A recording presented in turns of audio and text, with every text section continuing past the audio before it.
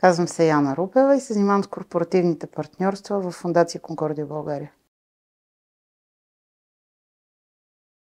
Фондация Конкордия България е една доста многолика организация, която предоставя социални услуги за деца, младежи и общности в риск, като цялата й работа е подчинена на това да бъде до хората, да бъде там, където другите обикновено не ходят и да работи за развитието и за възможностите пред децата, пред младежите и пред семействата им.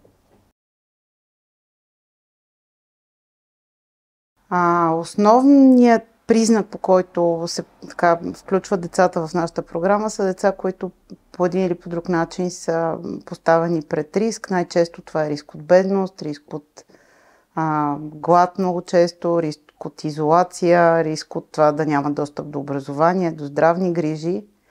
В много случаи децата, с които работим, израстват в семейства, които също нямат възможности. Работим и с деца жертви на насилие. Това, пред което се изправят колегите, които ежедневно работят с тях, всъщност е огромни проблеми и желанието да променят, да направят така, че за децата и за младежите да се случи изпадане от това постоянно колело на липса на образование, на бедност, на глад, на липса на възможности.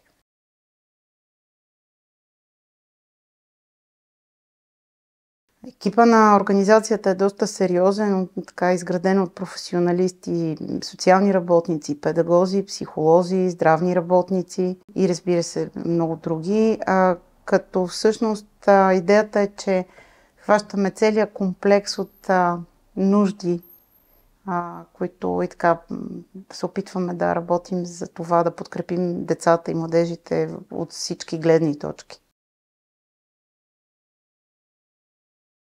Фондация Конкордия България управлява 4-дневни центъра. 3 от тях са свързани с ежедневна подкрепа за деца и семейства. В тях, разбира се, извършва и педагогическа работа, в тях има и психологическа подкрепа. Най-различни типове специалисти биват въвличани в това да се изградят децата като пълноценни личности, да бъдат подкрепени техните семейства, да се изгради родителски капацитет там, където е необходимо. Конкордия България управлява единствения за София център за деца жертви на насилие, където типа работа е доста по-различен. Управляваме и резидентни услуги за деца, лишени от родителска грижа, предоставяме мобилни услуги, предоставяме временно настаняване за младежи в риск, като освен временното настаняване, разбира се, с тях работят социални работници. Идеята е, че се опитваме и тях да извадим от колелото на бедност и да ги срещнем с потенциални работодатели, да работим по изграждане на техен капацитет. Предоставяме услуги и за бездомни хора. Общо взето доста широка палитрата на нещата, които правим, с идеята наистина да подкрепим нуждащите се. Фондация Конкордия България разполага с такъв мобилен екип, който работи с наистина много бедни общности, с хора, които обикновено приемаме като най-ниско в социалните стълбици. Идеята е, че там всъщност се предоставя и медицинска подкрепа, и социална работа се извършва, насочена повече работата към това да бъдат подкрепени млади родители, малки деца. За по-големите се търсят варианти да бъдат въвлечени в образователен процес и живот и здраве да започнат училище. Работи се с хора с хронични заболявания, които иначе нямат достъп до здравната система. Работата с децата всъщност обхваща много различни сфери, но всъщност ние в Конкордия вярваме, че образованието е един от най-важните инструменти за това хората да се развиват добре, да живеят добре, да бъдат пълноценни граждани. И всъщност в услугите, които ние насочваме усилия, са свързани именно с това. Да бъдат преодолени някакви дефицити, които децата имат вследствие на начина, по който живеят, но в крайна сметка да бъдат насърчени, да бъдат в училище, да бъдат добре образовани и всеки да може да се развива според собствената си преценка, собствените си избори. Една от важните програми, които имаме, е спортната програма на Конкордия, в която условия да участват децата е да посещават редовно училище, да имат добри оценки, да нямат отсъствия. И годишно минават повече от 250 деца през тази програма, като нашите изследвания показват, че над 95% от тях посещават редовно училище, имаме вече завършили, имаме студенти, които са преминали през тази програма. При всички случаи не можем да кажем, че 100% от случаите са ни успешни.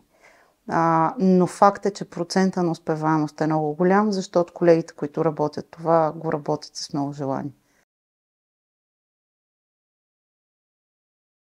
Помагането е естествена част от живота на хората, поне така смятам аз. И от това да помогнеш на човека на улицата, през това да помогнеш на съседа си или на някой близък, до това да бъдеш малко по-отворен към каузите, които те вдъхновяват. Всъщност това е начинът, по който ние успяваме да се чувстваме полезни, в който ние успяваме да вкараме нашите знания, ресурси всякакви в това да подкрепяме важните за нас неща. И това си е качество, което носи всеки човек. В бизнес средите това се налага и като модел, който си е модел на бизнес субектите. Те също възприемат ролята си на това, че могат да бъдат активни участници в промяна на обществото, в което те оперират в крайна сметка.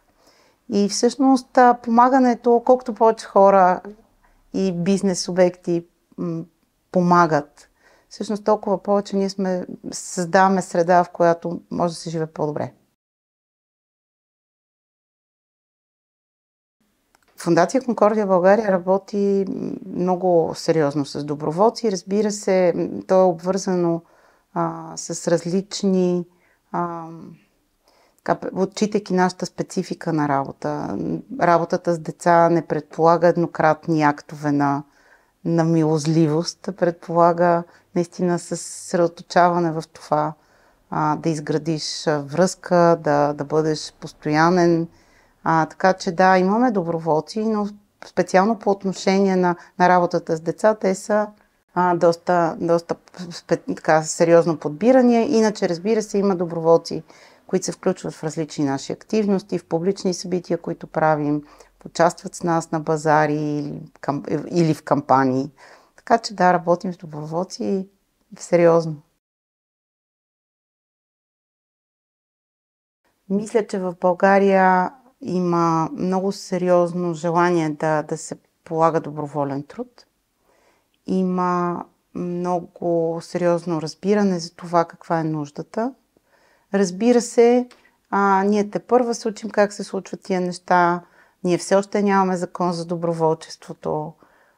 Все още няма регулации, които да подкрепят самите доброволци. Общо взето се учим всички в движение и организации, които приемат и доброволци. Със сигурност не мога да кажа, че при нас е по-малко, нито е повече. Това си е една тенденция. По-младите хора са по-склонни да доброволстват, по-зрелите са по-склонни да даряват средства. Това си е такива нормални процеси, в които когато си по-млад искаш да си по-активен и по-съпричастен по друг начин с уменията, които имаш.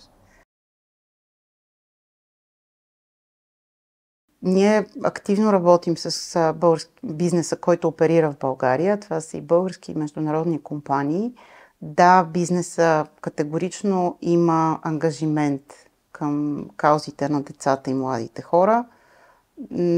И когато изграждат своите програми, компаниите най-често хващат цялата палитра на възможности за подкрепа. От това да дарят ресурси, през това да дарят професионално време на свои служители, до това да ги насърчават в свободно свое време да подкрепят каузи.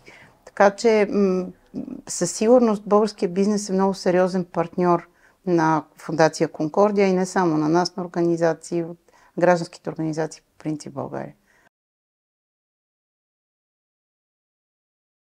Фондация Конкордия и Содексо партнират по програмата Stop Hunger, като всъщност се надяваме, че това ще се превърне в една много важна част от подкрепата за нас, свързана с хранене, защото ние ежедневно храним деца настанени и младежи настанени при нас.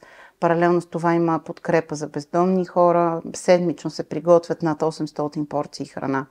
Партньорството с Содексо, по отношение на него, ние се надяваме наистина в бъдеще да можем по-лесно да се справяме с това, с храненето и с осигуряване на средствата за това. Има най-различни начини, по които успяваме да наберем ресурси. Партньорство с други организации, партньорства с бизнеси, които даряват ресурси, финансови или хранителни продукти. Най-различни са начините, защото общо взето всеки намира по-удачния за него вариант. Това, което е нашата работа, е всъщност първо да съблюдаваме да се случва по начина, по който го изисква българското законодателство, и второ да приготвяме вкусна храна. Фондация Конкордия може да бъде намерена по много начини. Ние имаме, разбира се, интернет страница, има ни във Фейсбук, има ни в Инстаграм, има ни в LinkedIn, имаме подкаст. Всъщност, всяка подкрепа, която получаваме, е много ценна за нас. Ние получаваме както финансови дарения, които са целеви, или през различни дарителски кампании, които отново са насочени с конкретни дейности. Има ни в DMS, има ни в платформата. Но както финансови средства, така и предметни дарения, така и професионална доброволческа помощ. Всичко е важно. Не само защото то оперативно влиза в употреба веднага, а защото подкрепата на хората всъщност показва, че това, което ние правим, е важно, че се разпознава като важно и всъщност ставаме една общност от съмишленици, много по-голяма отвъд границите само на организацията.